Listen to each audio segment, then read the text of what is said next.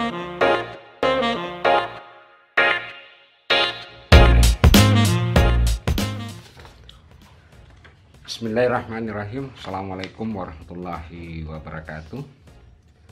Selamat berjumpa kembali dengan saya dalam ruang pembelajaran fisika. Kali ini kita akan membahas topik yang berkaitan dengan partikel dalam kotak. Jadi ada partikel dalam kotak.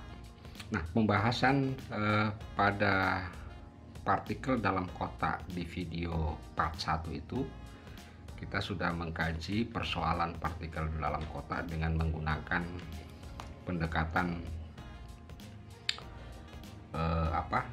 de Broglie. Jadi menggunakan pendekatan gelombang de Broglie. Ini yang dalam video partikel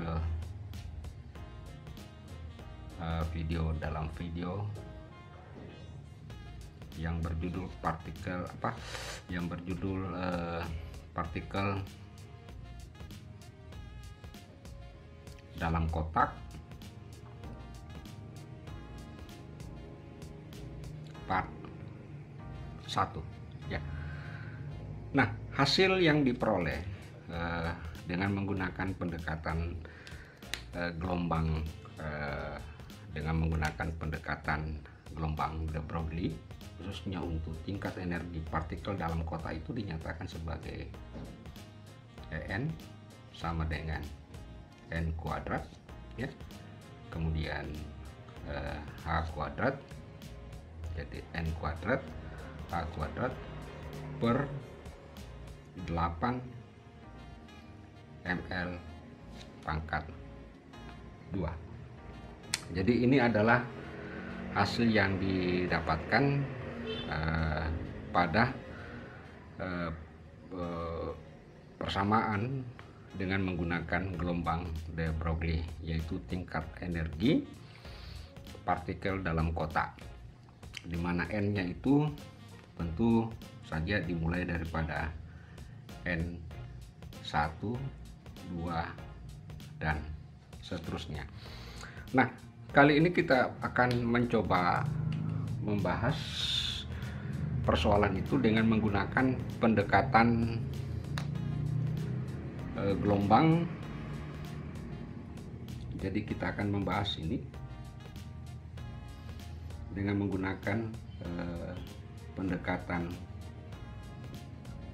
gelombang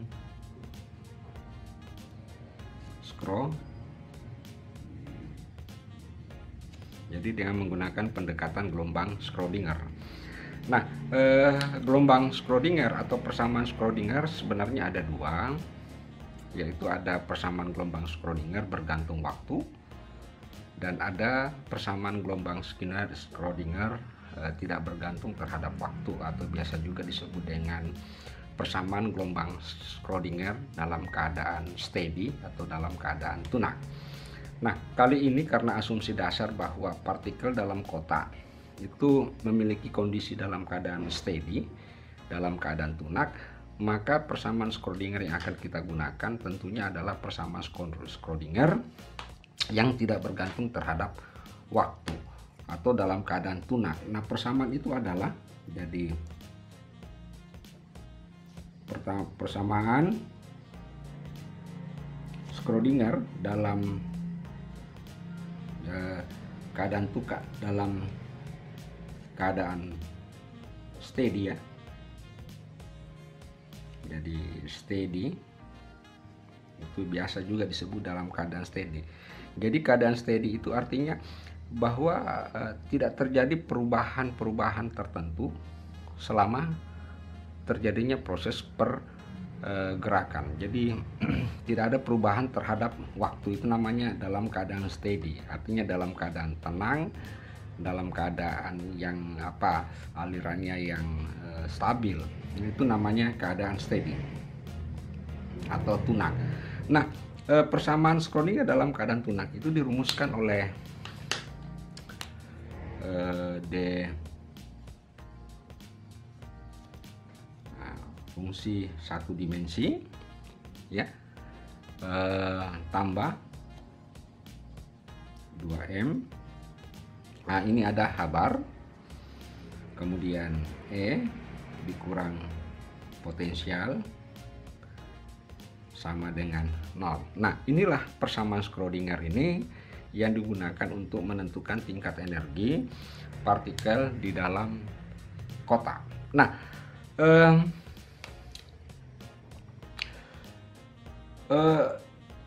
dalam persamaan Schrödinger ini, istilah partikel dalam kotak itu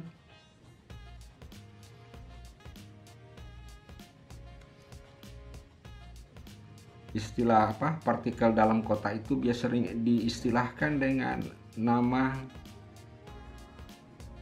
jadi diistilahkan dengan sebutan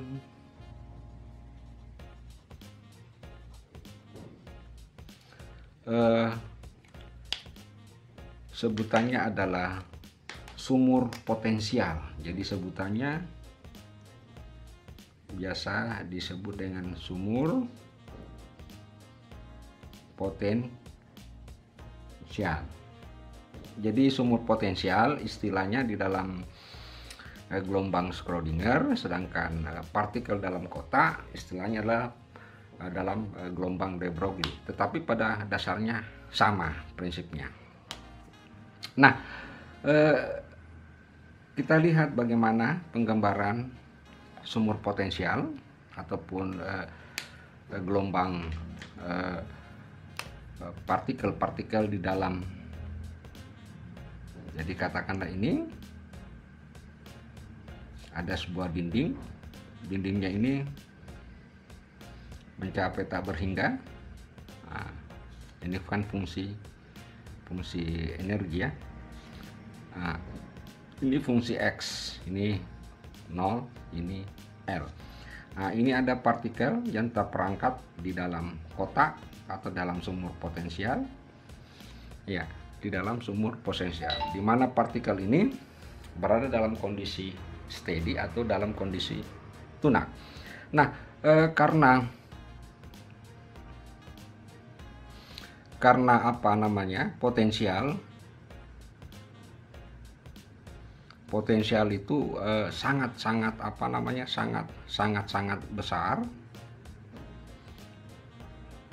ya, sangat besar, sehingga tidak ada interaksi antara partikel dengan dinding-dinding tersebut, sehingga diasumsikan V pada persamaan, katakanlah ini V sama dengan 0, ya, pada persamaan pertama. Dengan demikian dapat kita tuliskan bahwa persamaan Schrödinger adalah D2 tambah 2ME per Hb kuadrat besi sama dengan 0. Nah, kalau kita perhatikan pada persamaan kedua ini mirip dengan apa? Mirip dengan persamaan osilator harmonis sederhana. Mirip dengan getaran harmonis sederhana. Jadi kalau ini ada kemiripan, ya, coba kita lihat. Kalau kemiripannya itu, ini adalah D2E dt kuadrat ditambah omega kuadrat, ya, omega kuadrat E. Nah, ya, jadi ada kemiripan.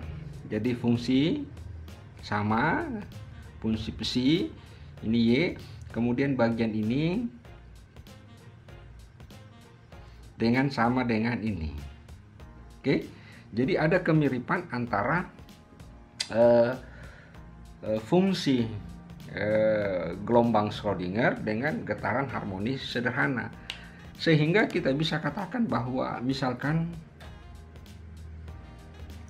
saya tuliskan bahwa katakanlah beta kuadrat, ya.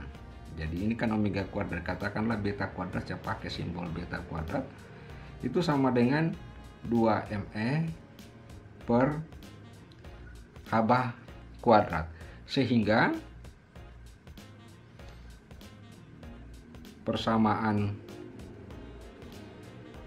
2. Nah, jadi sudah mengalami perubahan persamaan 2, yaitu kita bisa tuliskan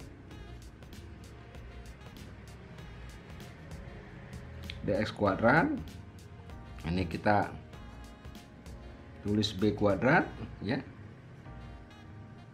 Nah, di mana b kuadrat sama dengan yang di persamaan 3. Nah, ini katakanlah persamaan 4. Nah, setelah kita dapatkan persamaan keempat, maka langkah selanjutnya adalah kita melakukan integral terhadap persamaan keempat, di mana persamaan keempat merupakan persamaan diferensial orde 2 linear. Nah, mekanismenya pertama psinya itu kita keluarkan, jadi psi ini dikeluarkan sehingga yang tersisa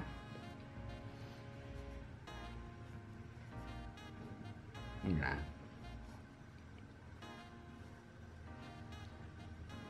ya, oke, ya, oke, sudah bisa ditangkap.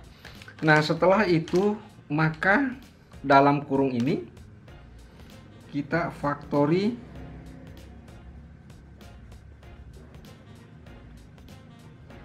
ya, kita faktorisasi. Nah, saya jelaskan dulu istilah faktorisasi. Jadi misalkan kita punya a kuadrat dikurang b kuadrat, berarti ini kan sama dengan a apa? A ditambah b, a dikurang b ya. Nah, bagaimana halnya jika a kuadrat ditambah b kuadrat? Maka tidak mungkin kita memfaktorisasi a kuadrat ditambah b kuadrat tanpa melibatkan bilangan kompleks, bilangan imajiner, sehingga faktorisasinya ini sama dengan a ditambah ib. Jadi ib itu adalah bilangan kompleks ya, tentu a dikurang ib. Jadi saya buat catatan i itu sama dengan akar min 1 ya. Oke, nah kelihatannya faktorisasi yang cocok untuk ini adalah bahagian yang kedua. Oke, nah setelah kita tahu faktorisasinya, maka persamaan, katakanlah persamaan 5 ini kita faktorisasikan dengan cara contoh seperti tadi. Jadi kalau kita tuliskan hasil faktorisasinya, maka kita akan dapatkan hasil faktorisasi seperti berikut ini ya. Jadi saya buat kurung dulu, tentu di sini d ya, dx ya. Jadi hasil tambah tentu i beta. Oke. Kemudian dx kurang i beta, kemudian psi. Nah, berarti kita sudah dapat memfaktorisasi. Nah, kalau sudah demikian bentuknya, maka kita sudah bisa melakukan integral, dimana kan kita ketahui bahwa setiap variabel yang memiliki pangkat x pangkat 2 berarti itu memiliki dua solusi jawaban, dua akar-akar. Nah, untuk ini kita misalkan dulu supaya ruas kiri dengan ruas kanan sama dengan 0, maka ini saya misalkan sama dengan 0 ya. Jadi kita misalkan dia sama dengan 0, sehingga kita dapatkan dx dikurang i beta psi sama dengan 0. Nah, tinggal dikali masuk, kita dapatkan kurang i, nah, sama dengan 0. Selanjutnya ini kita kali ya. Jadi kita kali dx plus ya. Ya, kita kali supaya kita bisa mengumpulkan sesamanya besi. Nah, kalau kita kali maka ini kita akan dapatkan apa? Kita dapatkan ya. Oke, jadi kita kali maka ini juga kita dapatkan I B dx sama dengan 0. Nah, langkah selanjutnya adalah setelah itu kita integralkan.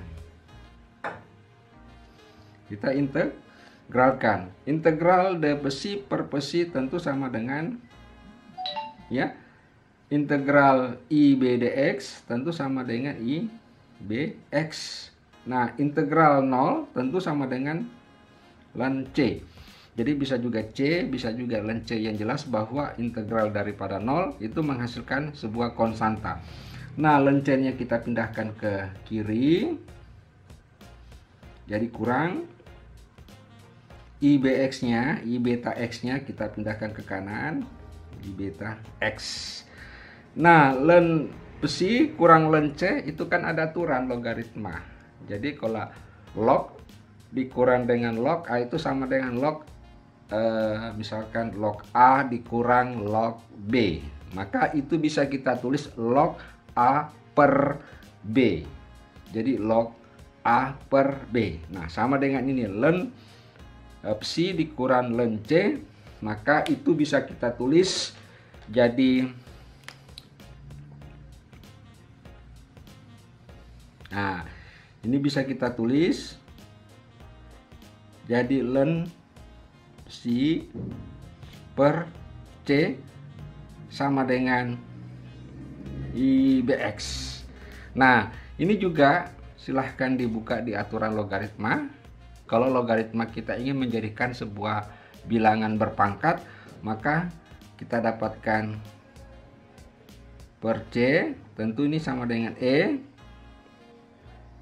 gitu ya, IBX. Nah, maka kita dapatkan C I BX. Nah, karena ada dua jawaban, maka ini kita beri simbol psi 1, tentu C1. Nah, apa yang menarik di dalam persamaan ini? Nah, psi 1 C I BX. Nah, selanjutnya yang kedua, kita lihat. Ini kita sudah misalkan sama dengan 0. Sekarang giliran D dx IB dikali psi sama dengan 0. Ya. Jadi ID apa namanya D dx tambah I beta kali psi itu sama dengan 0. Jadi kita bisa tulis gini. Ya. IB sama dengan 0. Nah, saudara-saudara sekalian, ini saya tidak perlu turunkan. Artinya cukup dengan melihat proses bagaimana mengintegralkan persamaan ini sehingga kita dapatkan psi 1 C1 EI beta X ya. Nah, itu kalau di sini minus berarti di sini plus. Nah, kalau di sini plus tentu nanti hasilnya adalah minus, berkebalikan. Sehingga solusinya ini kita dapatkan, saya langsung tulis Y2 C2E ya. Jadi sekali lagi kalau di sini minus, hasil solusinya adalah plus. Kalau nanti di sini plus, maka hasil solusinya adalah menjadi minus I BX. Nah, katakanlah ini persamaan 6 dan ini persamaan 7. Oke. Nah, setelah kita dapatkan, maka sesungguhnya persamaan umum dari solusi umum dari persamaan diferensial yang kita dapatkan di persamaan 4 ini. Jadi persamaan 4 ini ya. Itu tak lain adalah dari solusi umum. Nah, jadi sebenarnya ini persamaan 6 dengan 7 adalah solusi khusus. Jadi solusi umumnya gitu. Sehingga kita dapatkan C1 E I beta X ditambah ya, C2 E min I beta X. Nah, persamaan ini masih perlu kita sederhanakan, ya. Jadi persamaan ini masih perlu kita kesederhanakan karena ada sini fungsi eksponensial. Nah, fungsi eksponensial ini kita bawa ke fungsi trigonometri, dimana kan ada aturan yang mengatakan bahwa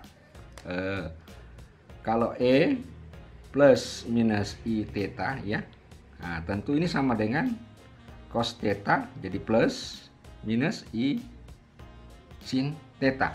Nah, ini yang kita gunakan untuk menyelesaikan eksponensial I beta X, sehingga kita dapatkan solusi tersebut sama dengan C1 cos beta X, ya, cos beta X, jadi C1 cos beta X ditambah I sin beta X, oke. Nah, tambah C2 cos beta X, ya, kurang I sin beta X. Nah, sekarang kita kumpulkan sesamanya cos sesamanya sin. Nah, ini di sini ada cos, di sini juga ada cos. Berarti bisa kita tulis C1 ditambah C2 sama dengan cos beta X, ya. Kemudian ditambah, coba lihat lagi C1 I sin beta X, C2 min I sin. Berarti ini bisa kita tulis I C1 dikurang C2, ya, sin beta X. Nah, inilah. Sehingga ini bisa kita ganti saja dengan sebuah konstanta baru namanya A, bisa cos beta X ditambah ini juga kita ganti konstanta baru, katakanlah B, namanya sin beta X. Maka ini adalah persamaan gelombang Schrödinger untuk partikel dalam sumur potensial atau untuk partikel dalam kotak. Nah, setelah kita dapatkan persamaan 7 ini, maka kita terapkan syarat. Jadi kita terapkan syarat batas. Nah, coba kita lihat di awal gambar. Untuk kondisi X sama dengan 0, ya. Untuk kondisi X sama dengan 0, maka gelombang di sini karena terjadi simpul, tidak ada interaksi, maka untuk kondisi X sama dengan 0, maka psi juga sama dengan 0. Yang jelas bahwa di ujung-ujung dinding potensi sumur potensi itu akan berlaku psi sama dengan 0. Nah, kita bisa gunakan untuk X sama dengan 0, maka ini juga sama dengan 0. Itu syarat batas pertama. Sehingga kita bisa dapatkan kalau ini sama dengan 0, nah, ini persamaan 7, ya. Jadi persamaan 7, nah, coba lihat persamaan 7, kalau ini 0, maka untuk X 0 berarti A cos 0, ya, cos 0 sama dengan 1 ditambah B sin 0 sama dengan 0. Berarti dengan demikian A sama dengan 0. Berarti kita sudah dapat bahwa koefisien atau konstanta A, koefisien A itu sama dengan 0. Dengan demikian persamaan 7 menjadi, kita buat dulu. Nah, persamaan 7 menjadi karena A-nya 0 menjadi B sin beta X. Nah, inilah adalah persamaan 8. Oke. Selanjutnya persamaan 8 ini saya tulis ulang, ya. Persamaan 8 ini yaitu kita dapatkan tadi B. Kita gunakan kembali fungsi syarat batas tadi, di mana syarat batasnya untuk X sama dengan 0 itu psinya sama dengan 0. untuk X sama dengan L, maka psi juga sama dengan 0. Sehingga kita dapatkan kalau ini kita ganti 0, ini B, ini sin BL, ya, sin BL sama dengan 0. Oke, maka kita dapatkan sin beta L sama dengan 0. Sin berapa yang memiliki 0? Tentu beta L, nah, misalkan 0, pi, 2pi, 3pi. Karena sin 0, 0. Sin kita ganti ini pi 0. Sin 2pi 0. Sehingga kita dapatkan beta L itu, kita ambil saja NP. Oke. Nah, ini persamaan, katakanlah persamaan 9. Nah, coba kita lihat dari permisalan ini. Ya. Ini beta kuadrat sama dengan akar 2ME, ya. Beta kuadrat sama dengan akar 2ME H pangkat 2. Ini. Nah, saya tulis ulang dulu. Tadi kita dapatkan bahwa beta kuadrat itu sama dengan 2ME per H kuadrat. Nah, kalau ini, ya, kalau beta ini katakanlah persamaan 9 dipangkat 2 kan,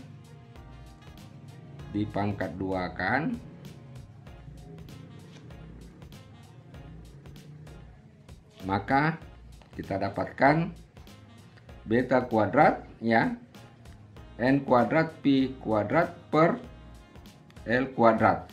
Berarti kita tinggal mengganti dengan persamaan 10.